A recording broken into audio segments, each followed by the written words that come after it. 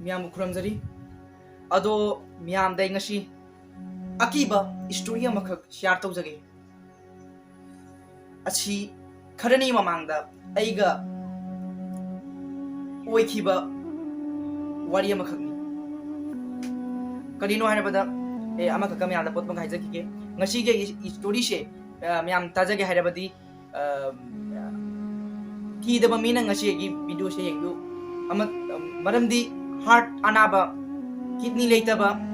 kok chikpa mit naba myam ai gi ngasi gi video se yengbi ganu maramdi ai gi se yengoraga isa gi myam shokani ai khanje ai gi video se yamna akiba automatic akiba wari ama khagni aina wari li dori se ai su kaino tu ga se chungdo le myam adura badi myam ngasi gi story se haujarage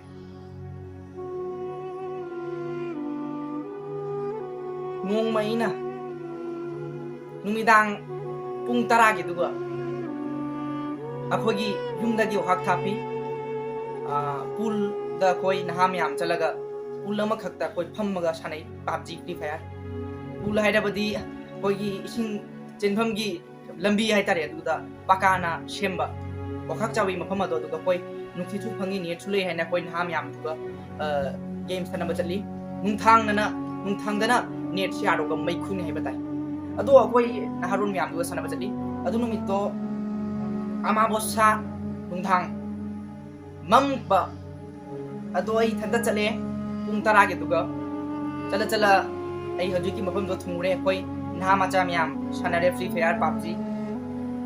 अदो मखका हौजी की पुल दुदा योगे हाइरबदी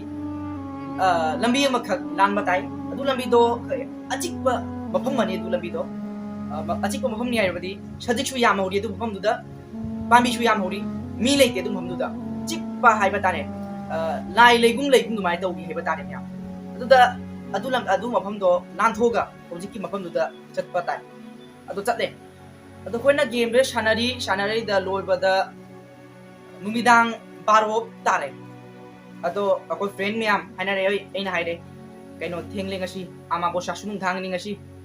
याम फत्तबा नुमित मनि अदुरा कोइ हाइना रे जुमजुमदा हाइना कोइ हाना रे एनु थादोगु मफनो मचेक खरे एइ थंता लाए हौजिकी लंबी दो जौरक दुगा मम्मन अदुम भम दुदा एना सु खरा फाउ साउरे लाइट कापतना चंगे खलिबा एइ अदुक जाम लाई से थजदे लाई हैदी भूत पेरो दुमी अदो आई से लाई खरम यदुरेसु किगुम तौरे नुंसि चु उरु पामी गदो कैनो का तौरे अदै किना लाई सोन ना मनुंग चंगे सोंदेसु कस हों को भाई मुक तौरे भाई मिहुंग से दक तौरेबा आई लाइट का कापते निपा मचाने करी लाइट कापतो के अदो आई से चंगले अदु हमदुदा चटली लंबी से कनाबु लेते पुन मक्तुम नखरे इथंतनी अदु लंबी दुदा अदुसु बारो नुमिदांग बारोदा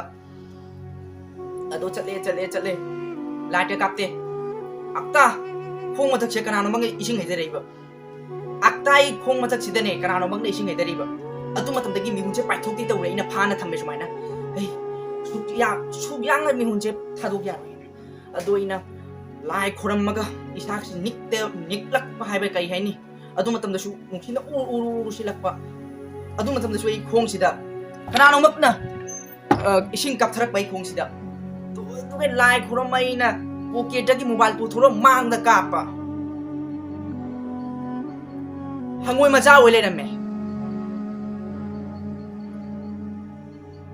हाइबदी हंगोय मचा दुना आइगे खोंग दुआ युंग गपसिलमा चक्सीबा